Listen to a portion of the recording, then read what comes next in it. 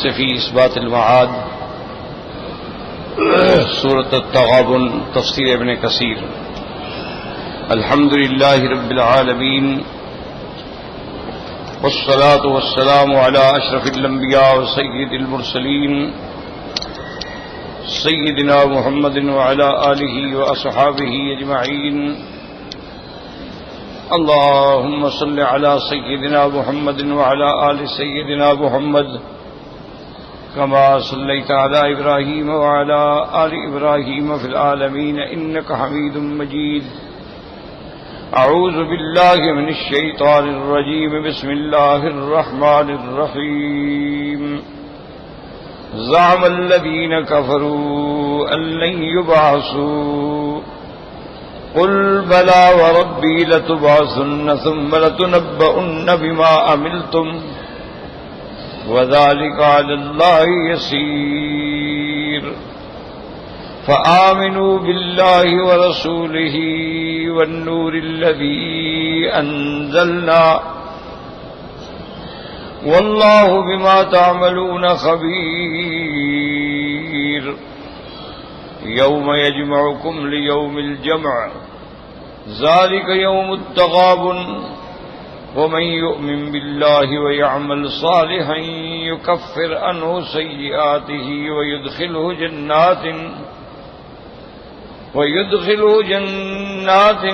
تجري من تحتها الأنهار خالدين فيها أبدا ذلك الفوز العظيم. والذين كفروا وكذبوا بآياتنا أولئك أصحاب النار خالدين فيها وبئس المصير. اللہ تبارک و تعالی نے کلام مقدس کی ان آیات مبارکہ میں اس بات معاد انکار کفار رد علی الکفار والمشرکین، یعنی اس میں قیامت کا اس بات ہے کہ قیامت ہوگی.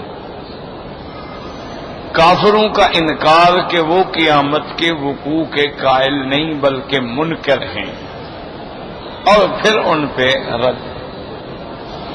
الحمدللہ متعدد دفعہ پڑھ چکے ہیں، سن چکے ہیں کہ بنیادی مسائل جو ہیں وہ صرف 3 ہیں، یاد رکھیں. اس کو علماء الاصول الثلاثہ بھی کہتے ہیں، الایمان بالثلاثیات بھی کہتے ہیں. یہ تو مصطلحات ہیں، اصل بات یہ ہے کہ بنیادی جو بنیاد ہے وہ 3 قواعد ہیں جن کے بغیر آدمی مسلمان ہی نہیں ہو سکتا. پہلا مسئلہ جو ہے وہ ہے توحید، اور توحید میں پھر ساری اقسام آ جاتی ہیں. توحید الوہیت ہے، توحید ربوبیت ہے، توحید پھر اسماء و صفات ہے، سب آ جاتے. تو سب سے پہلا مسئلہ کیا ہے؟ الوہیت، اللہ کی توحید. اور دوسرا مسئلہ جو اہم ہے وہ ہے اس بات نبوت و رسالت، کہ انبیاء علیہم السلام کی نبوت اور ان کی رسالت پر ایمان لانا. اگر ایک آدمی توحید پر عقیدہ رکھتا ہے لیکن انبیاء پر ایمان نہیں لاتا وہ بھی کافر ہے.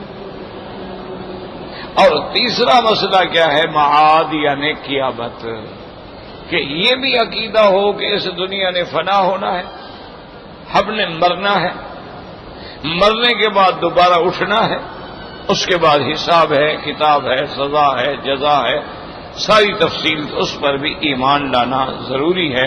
اب اگر ایک آدمی کا اللہ پر ایمان ہے، سرکار دو عالم صلی اللہ علیہ وسلم پر بھی ایمان ہے، لیکن قیامت پہ انکار ہے تو وہ بھی کافر ہے. یہ 3 بنیاد ہیں. حضرت آدم علیہ السلام سے لے کر حضرت نوح علیہ السلام سے لے کر میرے آقا تک تمام انبیاء، تمام رسول سب اسی 3 بنیادوں کو لے کے آئے. یہ مسئلہ ہر پیغمبر نے بیان فرمایا، کیونکہ یہ اصول ہیں اور ان میں کوئی رد و بدل نہیں، اس میں کوئی کمی بیشی نہیں. اب مسئلہ سمجھیں آپ، الحمدللہ توحید کی پہلی آیات میں پڑھ چکے ہیں. ان آیات میں مسئلہ قیامت ہے، اور مسئلہ قیامت پر ایمان لانا جو ہے یہ بڑا مشکل ہے، اس لیے کہ یہ عالم غیب ہے. جو چیز ہم نے نہ دیکھی ہو اس پر ایمان لانا تو ایک بہت بڑا امتحان ہے. تو بہت سارے لوگ جو ہیں وہ اس میں بھٹک جاتے ہیں، اور اس پر ایمان ما سوائے اللہ کی رحمت سے حاصل ہی نہیں ہو سکتا. اب دیکھیں نا، آپ کسی آدمی کو سمجھائیں کہ یہ بندہ مر گیا ہے، ریزہ ریزہ ہو گیا، ہڈیاں گل گئیں، پانی آئے بہا کے لے گئے، جل گیا، پانی میں ڈوب گیا، اس کی لاش جو ہے وہ مچھلیاں کھا گئیں، اور کریش ہو گیا، بم دھماکے میں آ گیا، ریزہ ریزہ ہو کے اڑ گیا. وہ کہتے ہیں کیسے دوبارہ اٹھے گا بھائی؟ یہ کیسے ہو سکتا ہے؟ اور دوسرا اشکال ان کو یہ ہوتا تھا کہ بھئی ہمارے باپ دادا بھی تو مر گئے، اور سینکڑوں نہیں ہزاروں سال گزر گئے، ان میں بھی کوئی واپس نہیں آیا، تو ہم دوبارہ کیسے اٹھیں؟ اور یہ کیسے ممکن ہوگا کہ قیامت والے دن ایک ایک آدمی کی ہڈی جو ہے وہ بوسیدہ ہونے کے بعد اور ریزہ ریزہ ہونے کے بعد پہچانی جائے؟ تو اس لیے قیامت پر ان کو اعتماد اور یقین حاصل ہی نہیں ہو سکتا جب تک اللہ ہدایت دے. اسی کو قرآن نے متعدد مقامات پہ بیان فرمایا ہے، اور یہی وجہ تھی کہ یہ مسئلہ اتنا ضروری ہے کہ آمنہ کے لال رحمت دو جہاں صلی اللہ علیہ وسلم جب نیند سے بیدار ہوتے، آسمانوں پہ نظر ڈالتے، اور ان فی خلق السماوات والارض واختلاف اللیل والنہار یہ آیت مبارک تلاوت فرماتے، اور اس کے بعد فرماتے اللہم انت الحق ووعدک الحق ولقاؤک حق والجنت حق والنار حق والساعۃ حق والنبیون حق ومحمد صلی اللہ علیہ وسلم حق. یعنی ہر رات مقصد ہے کہ امت کو تعلیم دینی تھی کہ قیامت ایسے ہو جیسے تمہاری آنکھوں کے سامنے کھڑی ہو. اسی لیے حکم ہے کہ اکثرو اپنے آپ کو موت کے یاد کرنے میں زیادہ فکر کیا کرو. جتنا مراقبہ موت کرو گے، موت کا جتنا فکر کرو گے، اتنی تمہارے اعمال کی اصلاح ہوتی چلی جائے، اتنی تم گناہوں سے بچتے چلے جاؤ. تو اس لیے حکم ہے، اسی لیے حکم ہے کہ ہر آدمی رات کو سونے سے پہلے بہت افضل ہے کہ وضو کر کے سوئے، بہت افضل ہے کہ وہ آیت الکرسی ہے، سورۃ یاسین ہے، سورۃ الملک ہے،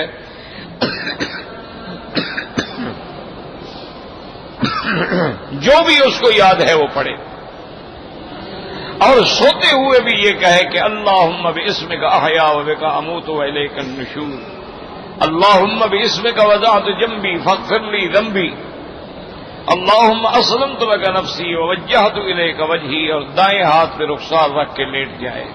معنی یہ ہے کہ اس وقت بھی اس کو موت کا فکر ہو اور قیامت کا فکر. اسی طرح حکم ہے کہ جب آدمی کی نیند کھل جائے تو کہے الحمدللہ الذی احیانا بعد ما اماتنا والیہ النشور. یا اللہ، یہ نیند بھی تو ایک موت تھی، یہ تیرا شکر ہے کہ تو نے ہمیں پھر زندگی عطا فرما دی ہے اور ہم نے تیری طرف ہی لوٹ کے آنا. اسی طرح آپ دیکھیں قرآن پاک میں کوئی صورت آپ کو ایسی نہیں ملے گی جس میں قیامت کا ذکر نہ ہو.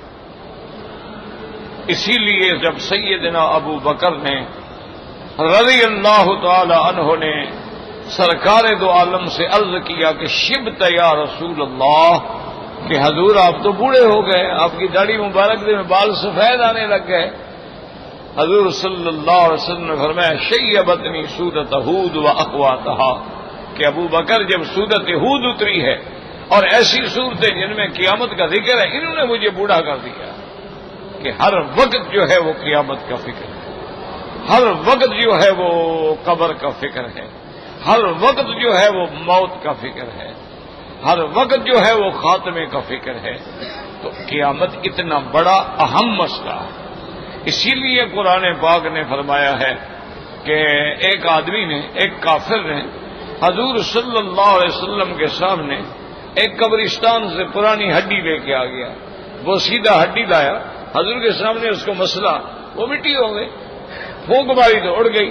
کیا لگا یا رسول اللہ آپ کا کیا عقیدہ ہے کہ یہ دوبارہ اٹھیں گے؟ اور فرمایا نعم، بالکل اٹھے۔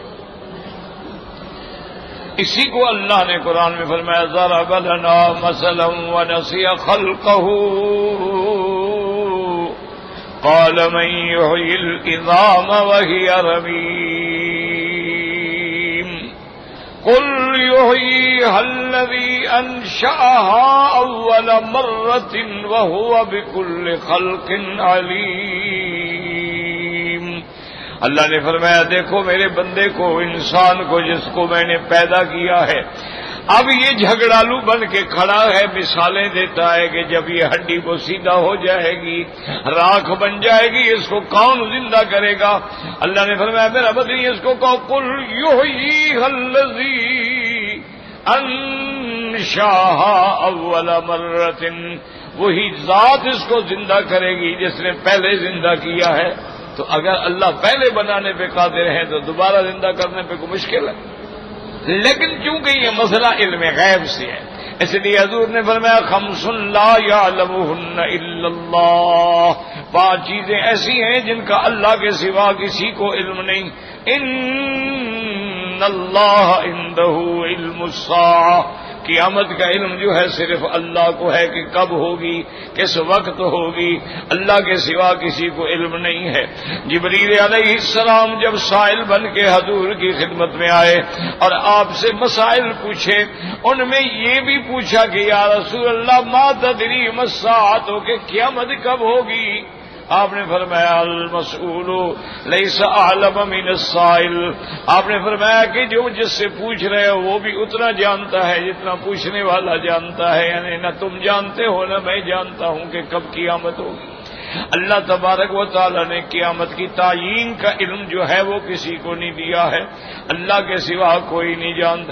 یسألونک عن الساعۃ ایان مرساها فیما انت من ذکراہا، اللہ نے فرمایا میرا مدنی آپ سے پوچھتے ہیں قیامت کب ہوگی، ان سے کہیں کہ کیا تم نے قیامت کے لیے تیار کیا ہے کہ تم پوچھ رہے ہو کہ کب ہوگی؟ پوچھتا تو وہ ہے جس نے قیامت کے لیے تیاری کر رکھی ہو، جس نے قیامت کے لیے انتظام کر لیا ہو۔ اسی طرح یسألونک عن الساعۃ قل انما علمها عند ربی لا یجلیھا لوقتھا الا ھو، اللہ نے فرمایا میرے محبوب آپ سے پوچھتے ہیں کہ قیامت کب ہے، آپ ان کو بتا دیں کہ کوئی نہیں جانتا مگر اللہ تبارک و تعالی جب چاہیں گے تو اس کو ظاہر فرما دیں گے۔ اسی طرح قرآن میں آتا ہے ان الساعۃ حق، اسی طرح قرآن فرماتے ہیں ان الساعۃ لآتیۃ لا ریب فیھا ان اللہ یبعث من فی القبور، قیامت ہر حال میں آنی ہے۔ اللہ تبارک و تعالی جو مردے ہیں ان کو بھی قبروں سے زندہ فرمائیں گے، جیسے فرماتے ہیں اذا السماء انفطرت واذا الکواکب انتصرت واذا البحار فجرت واذا القبور بعثرت، اللہ نے فرمایا جب آسمان پھٹ جائیں گے، جب تارے جھڑ جائیں گے، اور جب سمندر اور دریا جو ہیں وہ آگ سے بھر جائیں گے، اور جب قبروں کو کھول کے قبروں سے بندوں کو نکالا جائے گا، تو یاد رکھیں کہ قرآن پاک میں اللہ تبارک و تعالیٰ نے متعدد مقامات پہ قیامت کا ذکر فرمایا ہے۔ قیامت حق ہے، موت حق ہے، اس کے بعد قبر ہے، قبر کا حساب سوال حق ہے۔ اسی طرح ایک روایت مبارک میں آتا ہے حضور پاک کی یہ بھی دعا مبارک تھی کہ لا الہ الا اللہ العلیم العظیم، لا الہ الا اللہ رب العرش الکریم، لا الہ الا اللہ رب السماوات والارض ورب العرش الکریم حسبنا اللہ لدیننا حسبنا اللہ لدنیانا حسبنا اللہ لما اہمنا حسبنا اللہ لمن بغى علینا حسبنا اللہ لمن حسدنا حسبنا اللہ لمن کادنا بسوء حسبنا اللہ عند الموت حسبنا اللہ عند القبر حسبنا اللہ عند المصائل حسبنا اللہ عند الصراط حسبنا اللہ عند الميزان حسبنا اللہ عند الجنة والنار حسبنا اللہ عند اللقاء حسبی اللہ لا الہ الا هو علیہ توکلت والیہ انیب. یاد رکھیں تو قیامت پر ایمان نہ ہو تو پھر سمجھیں وہ مسلمان بھی نہیں ہو سکتا ہے.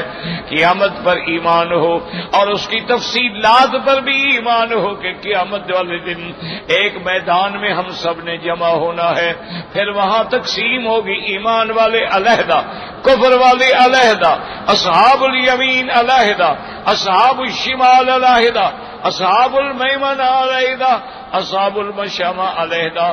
جہنم بھی سامنے کر دی جائے گی اور جنت کو بھی سنوار کے قریب لے آیا جائے گا, اور اس کے بعد سب کو نامہ اعمال تقسیم ہوں گے. نامہ اعمال کے بعد اللہ تبارک و تعالی گواہوں کو بلائیں گے اور اس کے بعد فیصلے ہوں گے, جنت والے جنت میں اور جہنم والے جہنم میں جائیں گے. یہ ساری تفصیل پہ ایمان ہو کہ پل صراط سے بھی گزرنا ہے, اسی طرح سور بھی ہے, سور بھی پھونکا جائے گا. تو جب تک ان تمام تفصیلات پہ ایمان نہ ہو اس وقت تک آدمی مسلمان بھی نہیں ہو سکتا. ایمان تو یقینی بات سمجھیں کہ صحابہ کا تھا. حضرت علی رضی اللہ تعالی عنہ نے ایک دفعہ فرمایا کہ اگر اللہ تبارک و تعالی آج میرے سامنے جنت جہنم ساری حقیقت کو کھول دینا تو میرے ایمان میں کوئی زیادتی نہیں ہوگی. میں تو پہلے مانتا ہوں, میں تو بغیر دیکھے بھی مانتا ہوں. یعنی اتنا ان کو یقین ہوتا تھا اپنی موت میں, اتنا یقین ہوتا تھا قیامت پہ. اسی لیے حضور پاک صلی اللہ علیہ وسلم نے فرمایا کہ جب اپنے بھائی کو قبر میں دفن کر لو اور قبر پہ کھڑے ہو کے دعا کرو, اللہم ثبتہ, اللہ اس کو سوال جواب میں ثابت قدم رکھنا. حضور نے فرمایا الآن یسأل, وہ اب سوال کیا جائے گا اور دعا کریں کہ اللہ اس کو سوال و جواب میں قائم رکھے. تو ہر مرنے والے سے 3 سوال ہوں گے. پہلا سوال ہوگا من ربک, تیرا رب کون ہے؟ تو مومن کہے گا ربی اللہ. دوسرا سوال ہوگا ما دینک, تیرا دین کیا ہے؟ تو مومن جواب دے گا دینی الاسلام, میرا دین اسلام ہے. تیسرا سوال ہوگا ما تقول فی حق ھذا الرجل الذی بعث فیکم, تمہارا اس بندے کے بارے میں کیا عقیدہ ہے جس کو اللہ نے نبی بنا کے بھیجا تھا؟ وہ کہے گا میرا عقیدہ ہے کہ حضور اللہ کے نبی ہیں, اللہ کے پیغمبر ہیں, اللہ کے رسول ہیں. اب امتحان میں کامیاب ہو جائے گا تو فرشتے کہیں گے مبارک ہو, نم کا نومت العروس, سو جاؤ اب مزے سے آرام کرو. اور جو کافر ہوں گے مشرک ہوں گے ان سے جب پوچھیں گے من ربو کا, وہ کہے گا ہاں لا ادری, پتہ ہی نہیں, میں نے تو کئی رب بنا رکھے تھے, آپ کون سا رب پوچھتے ہیں؟ اللہ اکبر اللہ اکبر. اگر دن میں پڑھ رہا تھا ایک رسالے میں کہ ایک مسلمان تھا نوجوان خوبصورت ماشاءاللہ, اور وہ دریا کے کنارے پہ ایک جھیل تھی, بڑی خوبصورت جھیل تھی, اس کے کنارے پہ آ کے وضو کرتا, وضو کرنے کے بعد وہاں سے ہٹ کے آگے جا کے ایک چٹان تھی, اس پہ کھڑے ہو کے وہ نماز پڑھتا. اور اسی جھیل پر کافی ہندو لڑکیاں بھی آتی تھیں پانی بھرنے کے لیے اپنے اپنے مٹکے لے کر. وہ پانی بھی بڑا اچھا تھا, میٹھا تھا, ٹھنڈا تھا. ان میں ایک لڑکی جو تھی وہ شوقیہ آ جاتی تھی سہیلیوں کے ساتھ، ورنہ وہ خود ایک بہت بڑے حاکم کی بیٹی ویسے آ جاتی، اور وہاں ہو کے جھیل کے کنارے پہ وہ گاتی تھی اور کویتا کہتی تھی اور بھجن گاتی تھی جو ہندوؤں کے ہوتے ہیں۔ اتفاق سے ہوتے ہیں دیکھا کہ ایک نوجوان ہے، پتہ نہیں ہے کیا کر رہا ہے، کلی کرتا ہے، ناک میں پہنتا ہے، منہ دھوتا ہے، پھر بازو دھوتا ہے، پھر سر پہ مسا کرتا ہے، پاؤں دھوتا ہے، کیا کر رہا ہے؟ اس نے بڑے غور سے دیکھا لیکن کوئی سمجھ نہ آئی بات، یہ کیا ہے آخر؟ پھر اس نے دیکھا کہ وہی لڑکا جو ہے وہ جا کے ایک چٹان ہے، بڑی خوبصورت صاف ستھری چٹان ہے، اس پہ کھڑا ہو کے نماز پڑھتا ہے۔ اب وہ حیران کھڑی ہے کہ کیسے ہاتھ باندھ کے کھڑا ہے، پھر کیسے رکوع میں چلا گیا، پھر کیسے کھڑا ہوا، پھر کیسے سجدے میں چلا گیا۔ اس نے کہا پتہ نہیں کوئی یوگا کی مشقیں کر رہا۔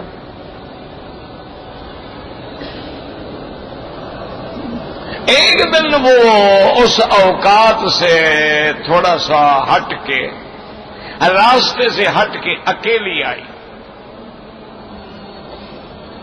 اور اس نے دیکھا کہ وہ اسی طرح کھڑا عبادت کر رہا ہے۔ اس نے جناب اتنی زور زور سے گانا گایا اور اتنی اس کی زبردست آواز تھی کہ اس کے گانے پہ دنیا جھوم اٹھتی تھی جب وہ بھجن گاتی تھی، ہندوؤں کے جو بھجن وغیرہ ہوتے ہیں۔ لیکن اس نے دیکھا کہ وہ لڑکا جو ہے وہ تو کھڑا ہے، وہ تو ٹس سے مس ہی نہیں، وہ معلوم ہوتا ہے پتہ نہیں بہرا ہے، بہرا ہے، سنتا کچھ نہیں۔ اس نے نماز پڑھی، نماز ختم کی، اس کے بعد بیٹھ کے دعا مانگی، بڑے سکون سے دعا سے فارغ ہو کے جانے لگا تو اس لڑکی نے اس کو روکا، اس نے کہا ٹھہرو، کون ہے تم؟ نے کہا ایک انسان ہو۔ یہ کیا کرتے ہو؟ نے کہا مسلمان ہوں، نماز پڑھتا ہوں۔ اس نے کہا یہ تمہاری کیسی نماز ہے کہ میں نے اتنا شور مچایا، اتنا زور زور سے گانا گایا، تم نے نہیں سنا؟ اس نے کہا جب آدمی اللہ اکبر کر کے اپنے رب کے دربار میں ہوتا ہے تو وہ ادھر ادھر توجہ نہیں کرتا، پھر نماز کیا ہوئی؟ وہ پھر اپنے مولا کے دیدار میں کھو جاتا ہے، اس کی زبان پہ اللہ کا ذکر ہوتا ہے اور یہ سمجھتا ہے کہ میں اپنے اللہ کو دیکھ رہا ہوں ورنہ میرا اللہ مجھے دیکھ رہا ہے۔ ان حالات میں وہ کسی کے گانے کو یا کسی کے بجانے کو یا ان چیزوں کو سمجھے کیا بات ہے؟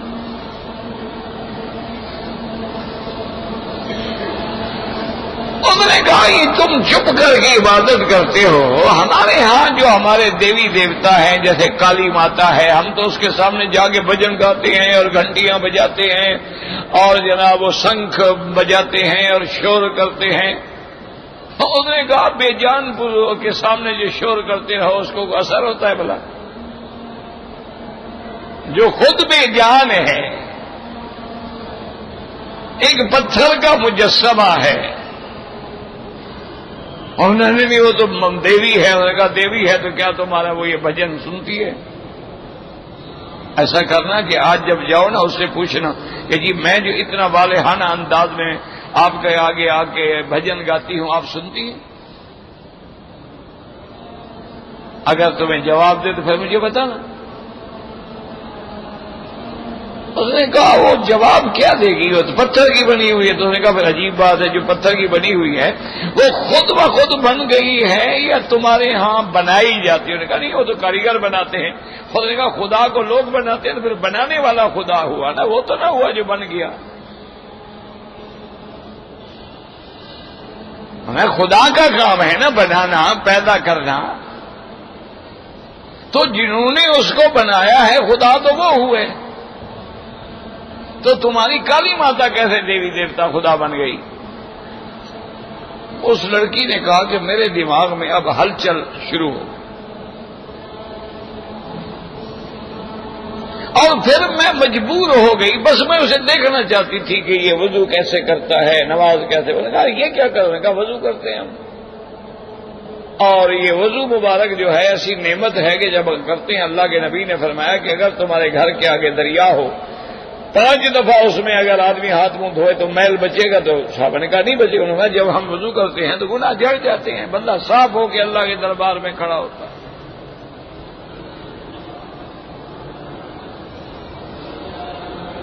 اس نے کہا عجیب بات ہے یہ، اس نے کہا اچھا دیکھو بات سنو، تم کتنی سندر ہو، کتنی خوبصورت ہو، کتنی تمہاری غزالی آنکھیں ہیں، کتنے لمبے تیرے ریشمی بال ہیں، تم ایک نظر بھی کسی کو دیکھ لو تو آدمی کی جان نکل جائے گی، لیکن کبھی اپنے بدن کو سونگھا ہے، روز اشنان کرتی ہو، تمہارے تو بدن سے کفر کی بو آتی ہے۔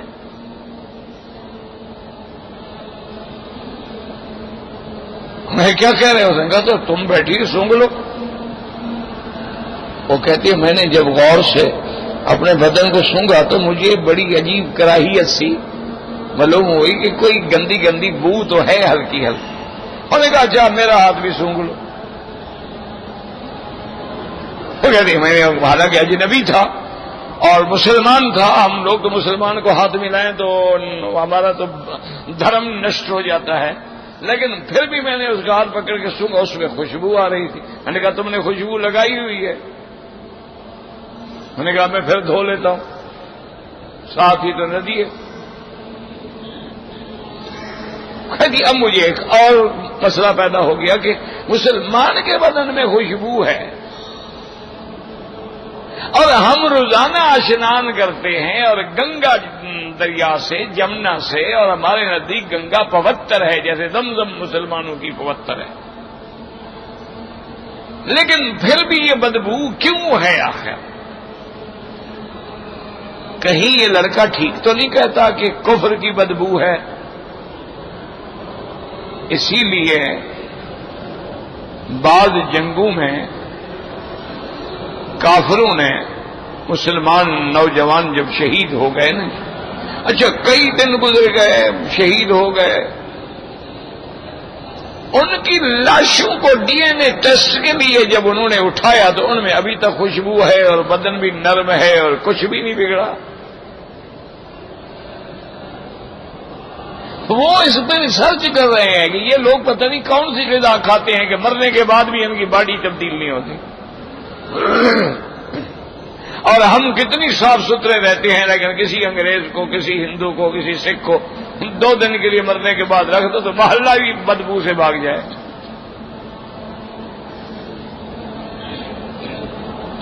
تو اس کے بعد اس نے کہا کہ اچھا میں آپ کے دین کو سمجھنا چاہتی ہوں، آپ مجھے اپنی کوئی کتاب لا کے دے سکتے ہیں؟ اس نے کہا ٹھیک ہے۔ دوسرے دن وہ کہتا ہے کہ میں نے ہندی زبان کے ترجمے والا قرآن شریف لا کے اس کو دیا۔ میں نے کہا یہ کیا ہے؟ انہوں نے کہا ہماری سب سے مقدس کتاب ہے۔ انہوں نے کہا تمہاری مقدس کتاب؟ میں تو کافر ہوں، ہندو ہوں، میں ہاتھ لگا سکتی ہوں؟ اس نے کہا بی بی اگر ہاتھ نہیں لگاؤ گی، پڑھو گی نہیں تو اسلام کیسے لاؤ گی؟ اسلام تو پابندی نہیں لگاتا کہ کافر قرآن نہ پڑھے، وہ تو کہتا ہے پڑھو۔ اس نے کہا کمال ہے، ہمارے عقیدے میں تو ہماری جو مقدس وید ہیں، جو ہماری گرنتھ ہیں، جو ہماری کتابیں ہیں، ان کو تو اگر کوئی مسلمان تو مسلمان کوئی یعنی نیچ طبقے کا آدمی جو ہے جیسے دلت ہیں، شودر ہیں، ہاتھ لگا لے تو وہ تو پلید ہو جاتے ہیں اور کتاب ہماری ختم ہو جاتی ہے۔ میں نے کہا اچھی کتاب ہے کہ جس کو ہاتھ لگانے سے کتاب بھی ختم، اگلا بندہ بھی ختم، آئی کیوں ہے پھر؟ جو چیز ہدایت دینے کے لیے آتی ہے وہ بھی خراب ہو جاتی ہے۔ میں نے کہا بی بی یہ تمہارا واہمہ ہے، کوئی مذہب نہیں، ہندو ایک ڈھکوسلا ہے، ایک توہمات ہیں، تخیلات ہیں، ان کے دماغوں میں بٹھائے گئے ہیں باپ دادے سے، کوئی حقیقت نہیں ہے ان مذاہب کی۔ یہ کوئی مذہب ہے کہ جی چونکہ گرو نانک نے بال بڑے تھے اور داڑھی بڑی تھی، بال نہیں کٹوائے تھے، لہذا بال نہ کٹواؤ، لہذا یہ دین بن گیا۔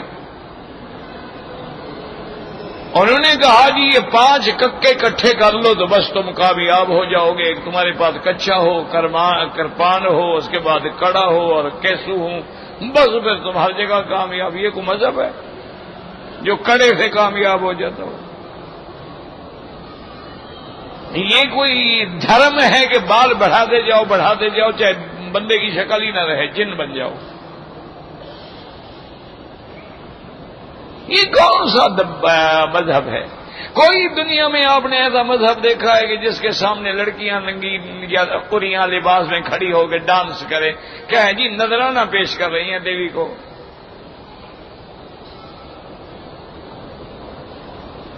گیت اس کے سامنے گا رہی ہیں. یہ کون سا آخر مذہب ہے؟ تو کہتا ہے کہ میں نے کہا کہ نہیں آپ قرآن پڑھیں، ہمارا قرآن کو کچھ نہیں ہوتا ہے، قرآن ہے. وہ لے گئی، اس نے پڑھا اور کئی دنوں کے بعد وہ مجھے نہیں ملی. میں سوچتا کہ چلو ٹھیک ہے، نہیں ملی تو نہیں ملی، میرے دل میں جتنی بات تھی میں نے کر دی.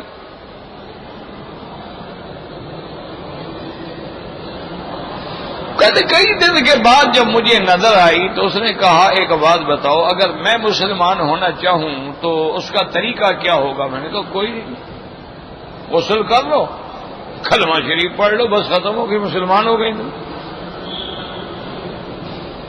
انہوں نے کہا پھر میں کل غسل کر کے آؤں گی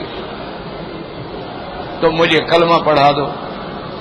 میں نے کہا ٹھیک ہے. وہ کہتا ہے آگے میں نے اس کو کلمہ پڑھا دیا. اس نے کہا الحمدللہ میں مسلمان ہو گئی. لیکن میرا ابھی یہ یاد رکھنا، چونکہ میں تو یہاں کے سب سے بڑے افسر کی بیٹی ہوں، اور اس نے کہا اب میں نے غور کرنا شروع کیا ہے کہ یہ مسلمانوں کو کیوں مار رہے ہیں، لڑکیوں کو اٹھا لیتے ہیں، ان کی عصمت دری کرتے ہیں، بوڑھی عورتوں کو بھی معاف نہیں کرتے ہیں، ان سے بھی زنا ہوتا ہے، سڑکوں پہ کھلے عام ان کے کپڑے اتار کے ان کو گھسیٹا جاتا ہے. یہ کون سا آخر مذہب ہے؟ کہتی ہے میرا جوں میں غور کرتی گئی اسلام روشن ہوتا گیا. ایک مینارہ نور میرے سامنے آ. پھر میں نے اس لڑکے سے کہا، میں نے کہا دیکھو میں مسلمانوں کا اور بھلا تو کچھ نہیں کر سکتی، ایک بات میں تمہیں راز کی بتاتی ہوں کہ فلاں مقام پر اتنا بڑا اسلحہ لایا جائے گا جس سے مسلمانوں کو مارا جائے گا، فلاں روٹ سے آئے گا، فلاں وقت آئے گا، اگر روک سکتے ہو تو مسلمانوں کو قتل عام سے روک لو. بس میں مسلمانوں کا یہی بھلا کر سکتی تھی. اور اس کے بعد میں کل خود بھی گھر سے باہر جا رہی ہوں، چونکہ گھر میں رہ کے میں نہ نماز پڑھ سکتی ہوں نہ میں اسلام کا نام لے سکتی ہوں، لہٰذا میں اس گھر کو بھی ہمیشہ کے لیے چھوڑ دوں گی. پھر خدا جانے تیری میری کہیں ملاقات ہوگی یا نہیں ہوگی. آخری احسان کم از کم میں مسلمانوں کو بچانے کے لیے یہ تمہیں خبر دے رہی. اس نے کہا بی بی میں ہی انہی مسلمانوں میں سے ہوں جو مسلمانوں کی جان بچانے کے لیے ہم لڑ رہے ہیں. تم نے بڑا احسان کیا. اس نے کہا ہمیں واقعی صحیح خبر دی اس نے، اور اگر وہ خدا نہ کرے وہ بم پھٹ جاتے تو خدا جانے کتنے مسلمان برباد ہو جاتے، کتنے بے گناہ مارے جاتے، کتنے مظلوم شہید ہو جاتے. تو اسلام ہے نا جی. کوئی ٹھنڈے دل سے غور بھی تو کرے نا. صرف یہ کہہ دینا کہ میں مسلمان ہوں اور نماز ہی نہیں، کہہ دینا مسلمان ہوں روزہ ہی نہیں، کہہ دینا مسلمان ہوں گانے سنتا ہے، شرابیں پیتا ہے، اور عید کے دن آگے کھڑے ہو جاتے ہیں چودھری صاحب، سردار صاحب، خان صاحب، وزیر صاحب، مشیر صاحب، آگے پیچھے کوئی پتہ نہیں کہ نماز روزہ کیا ہے. یہ کون سا اسلام؟ یہ تو اسلام کا یعنی اسلام کے نام کو بدنام کرنے والے لوگ. ان کو دیکھ کے لوگوں کو اسلام سے نفرت ہو جاتی ہے. وہ کہتے ہیں کیسے مسلمان ہیں؟ ہماری ہوٹلوں میں آتے ہیں، خنزیر کا گوشت کھاتے ہیں، شرابیں پیتے ہیں، لڑکیوں سے ڈانس کرتے ہیں، باقاعدہ ان سے ڈیٹ پہ جاتے ہیں، زنا کرتے ہیں، ہر گناہ کرتے ہیں. یہ کیسے مسلمان ہیں؟ پھر ان میں ہم میں فرق کیا ہے؟ یہ سوٹ پہنتے ہیں، ہم بھی سوٹ پہنتے ہیں، یہ ٹائی لگاتے ہیں، ہم بھی ٹائی لگاتے ہیں، یہ بھی بال الٹے رکھتے ہیں، ہم بھی بال الٹے رکھتے ہیں، اور جو ہمارا فیشن آتا ہے اسی کو یہ اپناتے ہیں. ہم سینڈوچ کھاتے ہیں، یہ بھی سینڈوچ کھاتے ہیں، ہم برگر کھاتے ہیں، یہ بھی برگر کھاتے ہیں. ہم اگر آج بڑا گوشت کھانا شروع کریں، ہنٹر بیف بنا کے، تو یہ بھی بڑا گوشت شروع کر دیں گے. ہم کہیں بڑا گوشت میں بیماری ہے تو اس کو چھوڑ دیں گے. یہ تو ہمارے بالکل تابع ہیں. یہ کون سے مسلمان ہیں؟ ہم داڑیاں مڈاتے ہیں، یہ بھی داڑیاں مڈاتے ہیں، کہتے ہیں حضور پاک کی داڑھی تھی اور حضور ہمارے محبوب ہیں. کیسے ان کے محبوب ہیں بھائی؟ اس لیے اللہ نے یہاں چیلنج کیا ہے. کب زعم الذین کفروا ان لن یبعثوا قل بلی وربی لتبعثن ثم لتنبؤن بما عملتم وذلك على اللہ یسیر. اللہ فرماتے ہیں کافروں کا گمان ہے، وہ گمان کرتے ہیں کہ ہم ہرگز نہیں اٹھائے جائیں گے، بس مر گئے تو ختم ہو گئے. وہ یہ سمجھتے ہیں نہیں الا حیاتنا الدنیا نموت ونحیا، بس یہی دنیا کی زندگانی ہے، مرتے ہیں پیدا ہوتی ہے. وما نحن بمبعوثین، مرنے کے بعد ہم دوبارہ نہیں اٹھائے جائیں گے. اللہ نے فرمایا میرا مدنی صلی اللہ علیہ وسلم آپ ان کو ڈنکے کی چوٹ اعلان کریں اور بتلائیں قل بلی وربی لتبعثن. آپ کہتے ہیں مجھے اپنے رب کی قسم ہے ہر حال میں تم اٹھائے جاؤ گے. اور پھر ان کو یہ بھی بتا دو کہ صرف اٹھائے نہیں جاؤ گے، ثم لتنبؤن بما عملتم، پھر تمہیں تمہارے اعمال کی خبر دی جائے گی کہ تم نے یہ کیا یہ کیا یہ کیا. ایک ایک عمل تمہارا لکھا ہوگا، نامہ اعمال تمہارے ہاتھ میں ہوگا اور حکم دیا جائے گا اقرأ کتابک کفی بنفسک اليوم علیک حسیبا. اور دوسری جگہ قرآن کہتا ہے جب کافر دیکھیں گے اپنے نامہ عمل کو پڑھیں گے تو چیخ پڑیں گے اور کہیں گے ما لہذا الکتاب لا یغادر صغیرۃ ولا کبیرۃ الا احصاها ووجدوا ما عملوا حاضرا. وہ کہیں گے ہائے یہ کیسی کتاب ہے کہ ہمارا ہر عمل اس میں لکھا ہوا ہے، چھوٹا ہے بڑا ہے، اور جو کچھ ہم نے کیا آج نقشہ ہمارے سامنے ہے. تو اس لیے اللہ نے فرمایا اعلان کر دیں قل بلی وربی، ہاں اٹھائے جاؤ گے، مجھے اپنے رب کی قسم ہے لتبعثن ثم لتنبؤن بما عملتم، پھر تم کو خبر دی جائے گی تم نے کیا کیا. وذالک علی اللہ یسیر، اور یہ ہر بندے کو اس کے اعمال کی خبر دینا، ہر بندے کو نامہ اعمال دینا، ہر بندے کو اس کے اعمال کا پورا نقشہ دے دینا. اللہ کے لیے کیا مشکل ہے، اللہ کے لیے سب آسان ہے، چونکہ وہاں تو حکم دینے کی دے رہے ہیں اور سب تیار ہو جائے گا. اب آگے اللہ نے فرمایا آمنوا باللہ ورسولہ، فآمنوا باللہ ورسولہ، اللہ پر ایمان لاؤ، لیکن صرف اللہ پہ ایمان کافی نہیں، اس کے رسول پر بھی ایمان لاؤ. صرف لا الہ الا اللہ کہتے رہو تو نجات نہیں ہوگی جب تک کہ عقیدہ نہ ہو محمد الرسول اللہ. اللہ پر بھی ایمان لاؤ، اللہ کے رسول پر بھی ایمان لاؤ. اور پھر صرف یہ نہیں ہے کہ ایمان، فرمایا والنور الذی انزلنا، اور اس نور پر بھی ایمان لاؤ جو ہم نے اتارا ہے محمد مصطفیٰ پر صلی اللہ علیہ وسلم. وہ نور کیا ہے؟ قرآن. انزلنا الیک نورا مبینا، اور کہیں فرمایا واتبعوا النور الذی انزل معہ، تو اس قرآن پر بھی ایمان لاؤ اور قرآن کے تمام احکام پر بھی ایمان لاؤ. واللہ بما تعملون خبیر، اور اللہ جانتے ہیں جو تم عمل کر رہے ہو تمہارے اعمال صالحہ ہیں وہ جانتے ہیں، تمہارے اعمال سیئہ ہیں وہ جانتے ہیں۔ آگے فرماتے ہیں یوم یجمعکم لیوم الجمع ذالک یوم التغابن، یہ سورت کا نام آیا، وہ دن جس دن اللہ سب کو جمع کریں گے، وہ جمع ہونے والا دن ہوگا۔ وہ کون؟ قیامت والا دن۔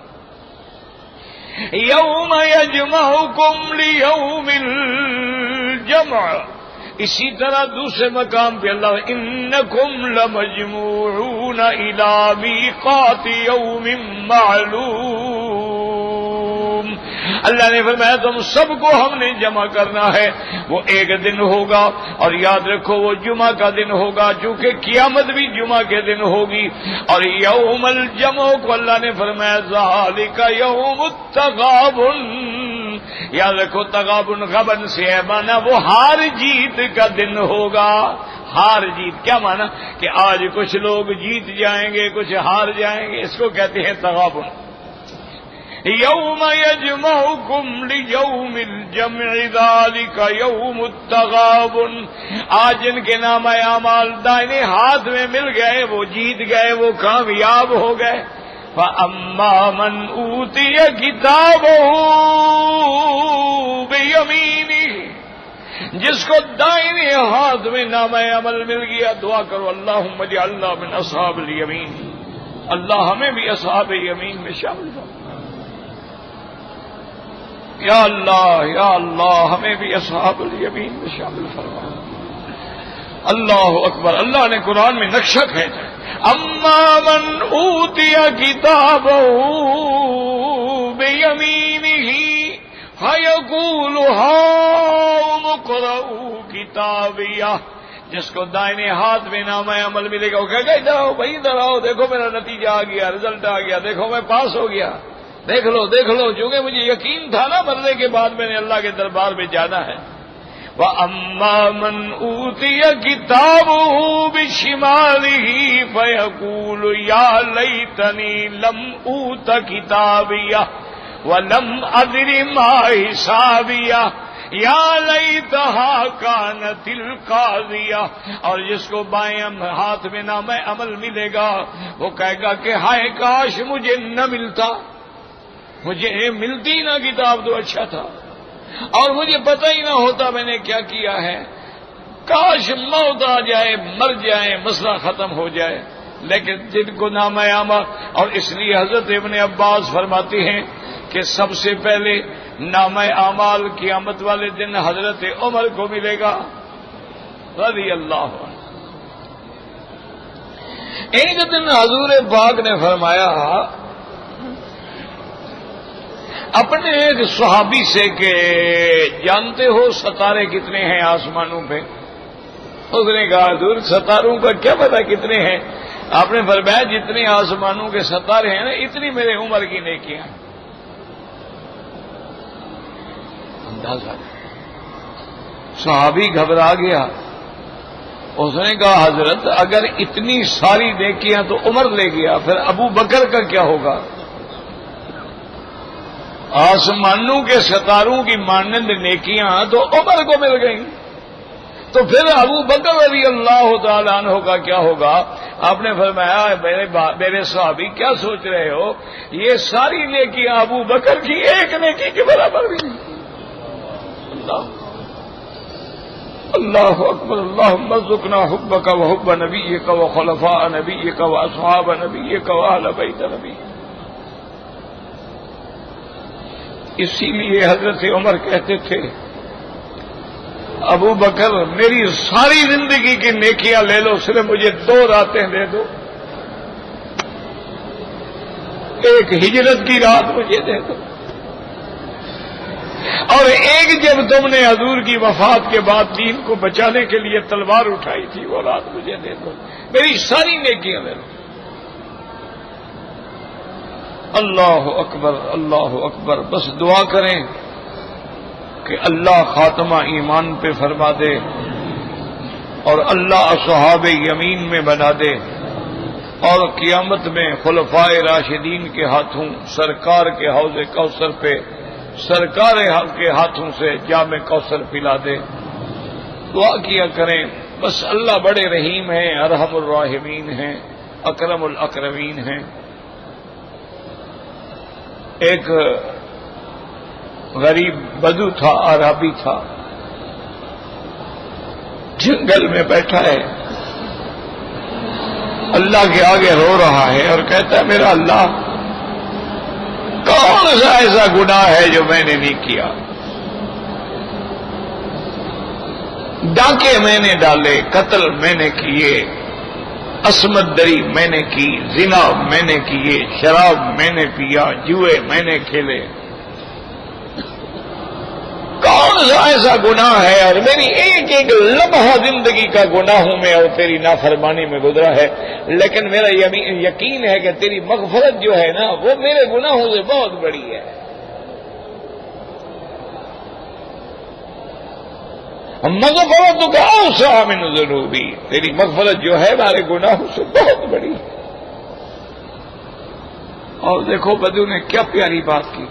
کہتا ہے اللہ اگر آپ میری مغفرت فرما دیں تو آپ کا کیا نقصان ہو جائے گا،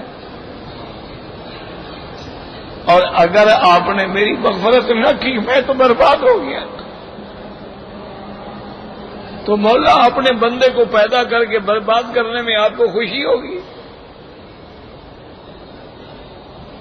اللہ اکبر. کہتے ہیں کہ بس وہ سویا اور خواب میں دکھلایا گیا کہ میرے بندے واقعی میری مغفرت بہت بڑی ہے، جاؤ میں نے تمہارے سارے گناہ معاف کر دیے. اس لیے دعا کریں اللہ ہمارے بھی گناہ معاف فرما دے، ہماری اولادوں کی اصلاح فرما دے. اللہ ان سب کو شقاوت سے بچائے اور سب کو اپنی اطاعت نصیب فرما دے. اس لیے حکم ہے، دیکھو کیسی ترتیب ہے، اگر غور کرو گے نا تو پھر قرآن سمجھ جاتا ہے.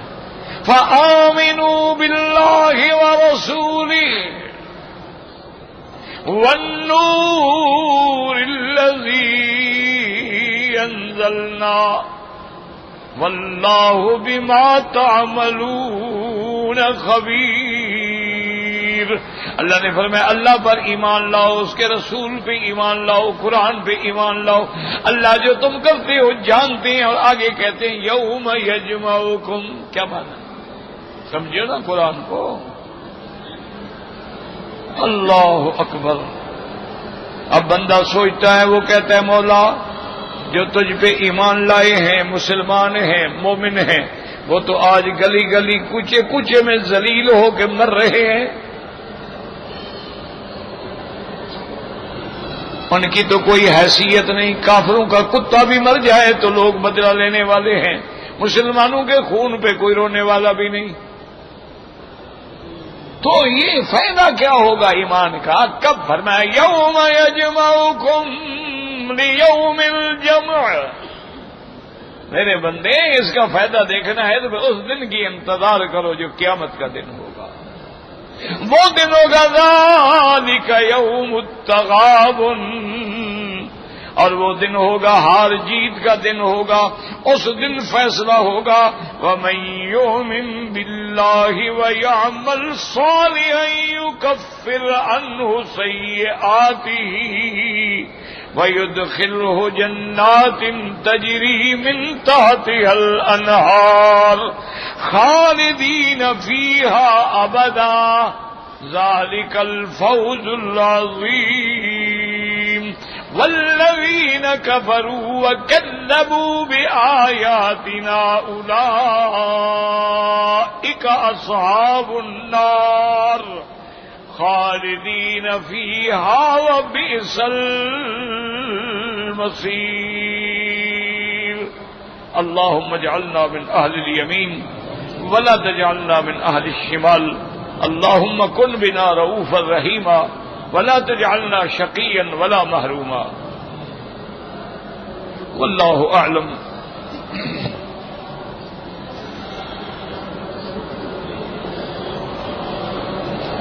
کہتا ہے جی کہ میں نے عمرہ کرنے کے بعد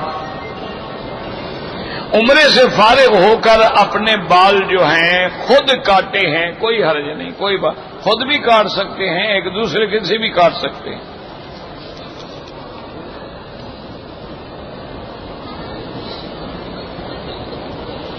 کہتے ہیں کہ ہمارے گھر میں پودے ہیں، آم ہیں، امرود ہیں، ان کو بعض جانور جو ہیں وہ گلہریاں وغیرہ کھاتی ہیں، بالکل آپ ان کو بھگا سکتے ہیں، مار بھی سکتے ہیں، دوائیں بھی ملتی ہیں تاکہ آئندہ وہ قریب نہیں آئیں گے۔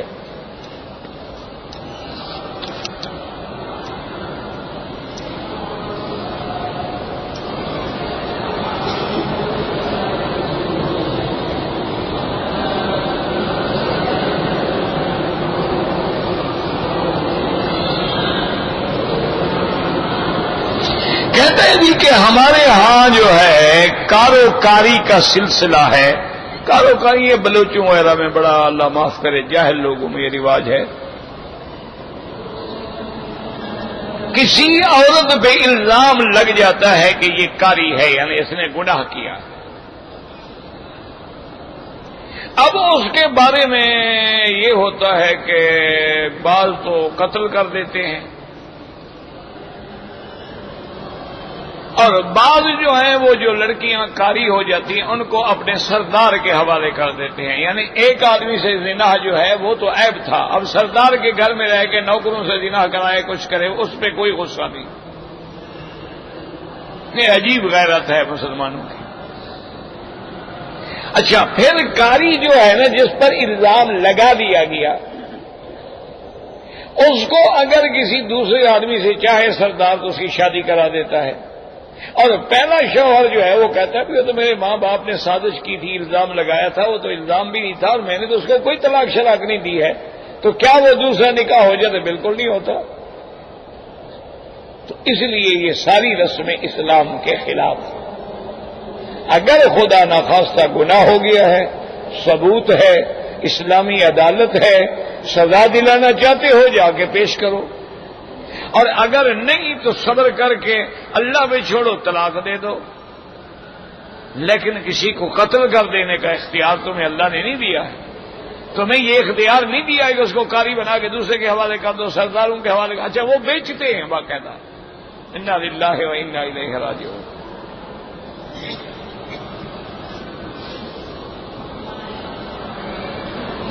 مونچھیں جو ہیں ان کو اس طرح نہ پھیریں۔ حکم یہ ہے کہ اعفوا اللحى وقصوا الشوارب، مونچھیں کاٹی جائیں، کٹوانے کا حکم ہے، اس طرح پھروانے کا نہیں ہے۔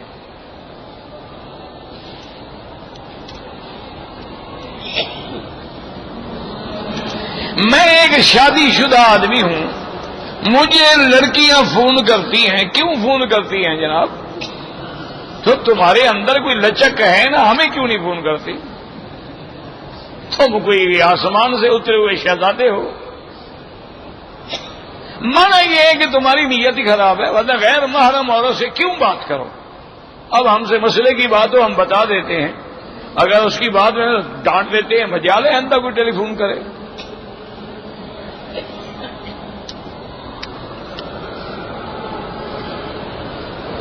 جدے سے واپسی پر احرام باندھنا ضروری نہیں ہے، خوشی سے باندھنا چاہو عمرہ کر لو، تمہاری مرضی ہے۔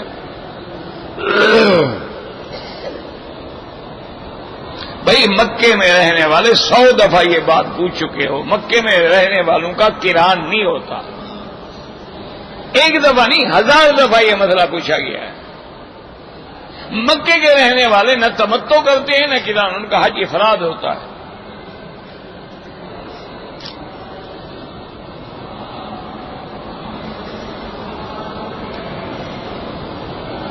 کہتے ہیں جی کہ ہم ایک ٹھیکیدار کے پاس کام کرتے ہیں، وہ ہو یا نہ ہو ہم ایمانداری سے کام کرتے ہیں، لیکن جب وہ آتا ہے خواہ چیختا ہے، چلاتا ہے، اس نے بھی تو تنخواہ لینی ہے نا، چیخنے چلانے تو بیچارے اسی کی تو اس کو تنخواہ ملتی ہے، دیکھو کیسے دور لگا رہا ہے، باقی تم نے خدا کو جواب دینا ہے، جب ٹھیک ڈپٹی کر رہے ہو تمہیں کیا فکر ہے؟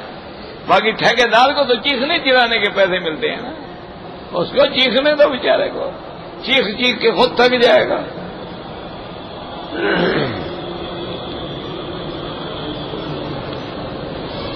بھائی استخارہ دن میں بھی کر سکتے ہو، رات میں بھی کر سکو، ضروری نہیں ہے کہ رات کو کرو اور پھر سو جاؤ، کسی وقت بھی 2 رکعت پڑھو، دعا استخارہ مانگو، بات ختم ہو گئی۔ عقیقہ 7 دن کے بعد ہوتا، زیادہ سے زیادہ لیٹ ہو جائے تو پھر 14 دن کے بعد ہوتا، اس کے بعد پھر کوئی عقیقہ نہیں ہوتا، وقت گزر گیا، بات ختم ہو گئی۔ ربنا تقبل منا انك انت السميع العليم وتب علينا انك انت التواب الرحيم اللهم اجعل لنا وللمسلمين من كل هم فرجا ومن كل ضيق مخرجا ومن كل بلاء عافيا ربنا آتنا في الدنيا حسنة وفي الآخرة